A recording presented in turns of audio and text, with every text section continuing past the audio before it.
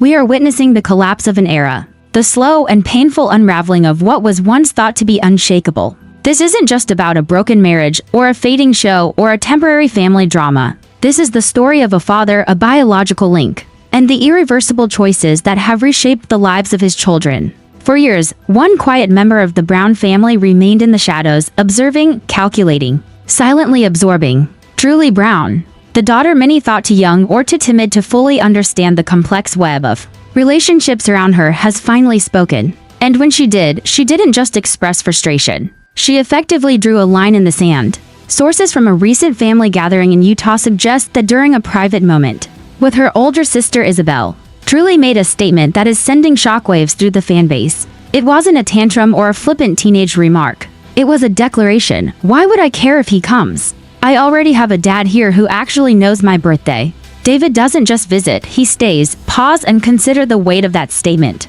This is a child, 13 years old, choosing presence over biology, consistency over heritage, reality over expectation. This isn't manipulation, this isn't influence from the internet, this isn't a scripted moment. This is a girl who has observed patterns, has internalized neglect, and has concluded that her father, Kody Brown, failed to meet the basic expectations of a parent. Let's unpack what this means, starting with the history. Kody's earliest experiences with Kody Brown were marked by absence. Her birth, a moment that should have been the center of attention for a newborn and her mother, was instead a moment of distraction. While Christine labored, Kody's focus was elsewhere, partly on Robin and the other families. From the very first breath, Kody was competing for attention, fighting for recognition, and learning that her needs might not come first. This early lack of consistent parental presence laid the foundation for what psychologists would later recognize as a pattern of emotional abandonment. The kidney failure incident serves as the most extreme example of this neglect. Kody, as a child, experienced acute kidney failure. Her life was in immediate danger, her body shutting down, her eyes crossing, her entire system failing. Yet the footage, the reports, and insider accounts suggest that Kody's attention was elsewhere. Christine trusted him to manage the basics, to protect his child, while she worked to stabilize the family in other ways. Instead, he was preoccupied, distracted, unable or unwilling to recognize the severity of the situation. This was not a minor oversight. This was a moment where a parent should have been present, attentive, and proactive. Kody's survival during this period was not the result of parental instinct from Kody, but of her mother's consistent care, which created the first secure emotional foundation in her young life. As Kody grew older, patterns of neglect became more apparent. Moves that uprooted her from stability, the rigid rules that applied only to her, and public humiliations such as the infamous no-hug incident reinforced the reality that Kody's love was conditional. Observers who have studied these clips point out that when Kody extended her arms to her father, expecting an instinctual hug, Kody recoiled. He cited protocols, safety, and family rules. Meanwhile, at Robin's household, his gestures of affection were abundant. Kody, despite her young age, noticed the inconsistency. She saw the conditional nature of her father's care and began to understand that love was not freely given, it was rationed, measured, and based on convenience rather than need. Even seemingly benign experiences, such as learning to ride a bike, were tainted by Kody's impatience and ego. What should have been a moment of encouragement and guidance turned into a session of frustration and shame. Kody's fear and hesitation were met with criticism and agitation, reinforcing the notion that she was a burden rather than a child deserving of support. Meanwhile, similar moments with Robin's children were treated with patience and celebration. Kody learned from a very young age that she was an afterthought, and that her emotional and physical needs were secondary to the convenience of her father. Fast forward to the present day, and the contrast between Kody and David Woolley is stark. David didn't have to buy loyalty or enforce rules. He didn't need to manipulate or perform. He simply showed up consistently and created a safe environment. He celebrated Kody's milestones, was present for small and large moments alike, and offered her the kind of security and attentiveness that she had been denied. Kody recognized this and in a moment of clarity, voiced what many had suspected but few could articulate: biology does not guarantee parenthood. Presence does. This leads us to the significance of Kody's comment, David doesn't just visit, he stays. In those words lies the repudiation of years of absence, of neglect, of conditional affection. It is the ultimate rejection of a father who presumed that his biological role was sufficient to secure loyalty. Kody's presence, once assumed to be permanent, is now effectively optional in the eyes of his youngest daughter. And this is not just personal. It's cultural. For a man whose identity is built on being the patriarch, whose pride and ego are tied to the hierarchy of family and faith, this is an existential blow. Kody's empire of influence, built over decades, has begun to crumble because he failed to meet the most basic expectation to be there. The digital dynamics add another layer to this story. Sources indicate that Truly has employed what psychologists refer to as the gray rock method. She limits her interaction, keeps conversations minimal, and does not engage emotionally with Kody when contacted via phone or video. She doesn't need to block him, she simply chooses indifference.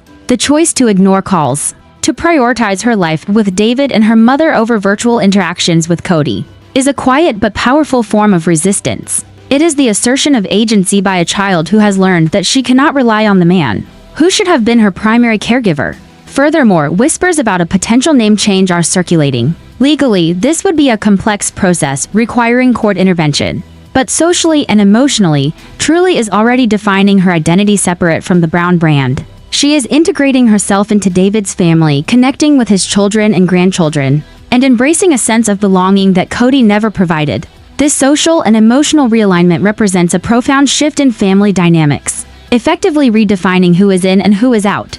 The psychological dimensions are just as important as the social ones. Attachment theory provides a framework for understanding this transformation. Kody exhibited traits of a dismissive avoidant attachment style, distancing himself emotionally and viewing vulnerability as weakness. This inconsistent caregiving produced predictable stress in his children. Yet Truly, with Christine's consistent presence, was able to develop what is referred to as earned secure attachment. She had a secure base from which to evaluate relationships, recognize neglect, and choose a father figure who consistently meets her emotional needs. David embodies this secure attachment, predictable, present, and responsive. The contrast between the two men is not simply one of personality, it is a psychological distinction that informs Truly's choices. Kody's response, if reports are accurate, is likely to be defensive rather than reflective. A narcissistic injury occurs when a person's perceived source of supply, in this case, the admiration and loyalty of children, is removed.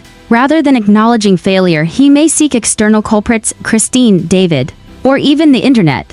This aligns with patterns observed over nearly 2 decades, where Kody frames conflict as the fault of others rather than a reflection on his own behavior. Financial implications are intertwined with emotional ones. The Sister Wives franchise depends on the appearance of a functioning family. Kody's value as a reality TV star is linked to his children's participation and affection. Truly's potential withdrawal, both in presence and identity, undermines that narrative, threatening his relevance, his brand, and his financial stability. Her choice to favor David is, therefore, both personal and professionally disruptive for Kody. The body language evidence reinforces this shift. Previously, Truly's posture around Kody was closed, protective, tense, signaling stress and vigilance. Around David, she is open, relaxed, and expressive, demonstrating the physiological impact of consistent, safe caregiving. This visual contrast is a tangible sign of the emotional reality. Kody's role as father has been replaced in the minds and hearts of his daughter. The broader familial implications cannot be ignored.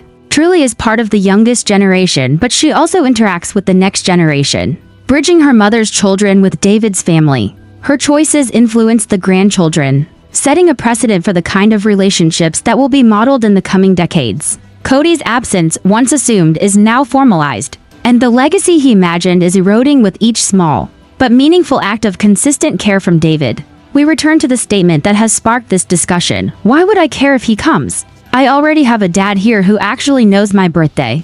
David doesn't just visit, he stays. Each clause carries weight. The birthday is a marker of recognition of individual value, which Kody repeatedly failed to provide. We begin in the quiet, often overlooked corners of the Brown family home, where the youngest children observed everything and said nothing for years. Among them was Truly, a girl whose presence was easy to miss but whose awareness was anything but passive. From the moment she was born, her life was a contrast between expectation and reality. While many might assume that having a father like Kody Brown would automatically provide stability, attention, and love, the reality for Truly was far more complicated.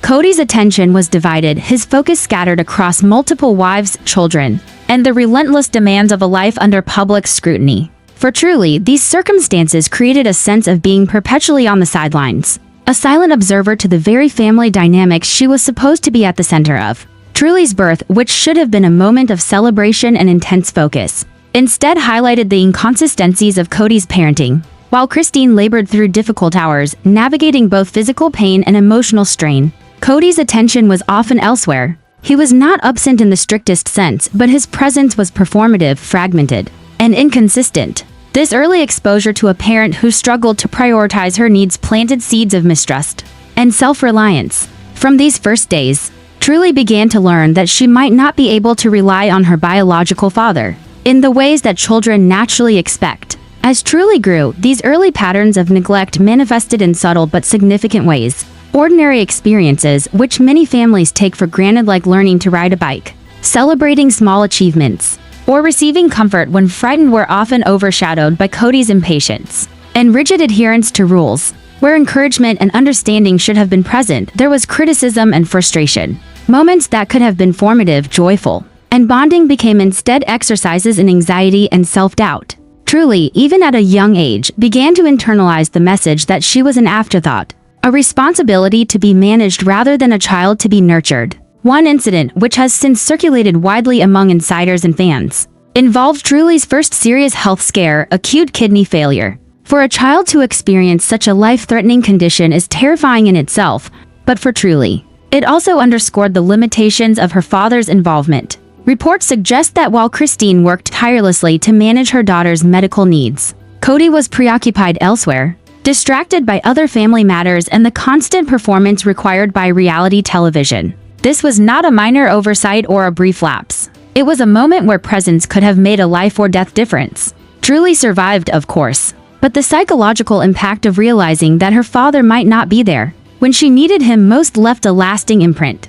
It reinforced a hard, early lesson: love from Kody was conditional, inconsistent, and sometimes absent entirely. Beyond these moments of acute crisis, daily life with Kody often presented challenges that revealed the emotional distance between father and daughter. Truly experienced public humiliation and criticism for behavior that other children might have been forgiven for. Simple acts of seeking attention or affection were sometimes met with rejection or deflection. One widely noted incident involved Truly approaching Kody for a hug, an instinctual gesture of comfort and connection. Instead of receiving warmth or reassurance, she was met with resistance. Kody, citing rules or protocols, physically or emotionally recoiled. For a child, such moments are deeply confusing. They suggest that even natural expressions of love and need are conditional and not automatically reciprocated. In contrast, David Woolley, a figure quietly present in Truly's life, offered a model of consistent caregiving that was absent from Kody's behavior. While Kody's presence was intermittent and often performative, David demonstrated what psychologists call earned secure attachment. He did not need to remind Truly of his position in her life or assert authority. He simply showed up consistently and offered genuine care, celebrating milestones, listening attentively, providing comfort in times of fear or uncertainty. These are the actions that define parenthood in its truest sense. Truly noticed this contrast early on, and it would later inform the choices she made in asserting her own agency. As Truly moved from childhood into her preteen years, these patterns of neglect and attention or lack thereof continued to shape her perceptions and behavior. Ordinary parenting milestones, like attending school events, organizing birthday celebrations, or being present for important decisions, were often marked by absence on Kody's part. By contrast, David's quiet consistency offered stability and emotional safety. Truly began to internalize a truth that many adults struggle to articulate: that a parent is defined not merely by biology or title, but by presence, commitment, and the willingness to consistently show up. The complexity of this dynamic was compounded by the public nature of the Brown family. Reality television added layers of performance, expectation, and scrutiny. Kody's role as patriarch was constantly displayed for cameras, creating a tension between appearance and reality. To the outside world, he was engaged, loving, and in control. Behind closed doors, Truly experienced something far different. She was acutely aware of the contrast between what was shown on television and what existed in her daily life. This understanding sharpened her sense of agency, her ability to discern authenticity from performance, and her eventual decision-making regarding who she truly considered a father figure. The pivotal moment in this ongoing story came during a family gathering in Utah, when Truly's clarity and assertiveness became evident. Speaking privately to her older sister Isabel, she articulated a sentiment that would reverberate across the fanbase: "Why would I care? If he comes, I already have a dad here who actually knows my birthday." David doesn't just visit, he stays. The weight of this statement cannot be overstated. It represents the culmination of years of observation, lived experience, and quiet reflection. It is a child asserting her understanding of what family, care, and presence truly mean. Breaking down the statement further, we see multiple layers of meaning. First, the rhetorical question, "Why would I care if he comes?" implies a deliberate detachment.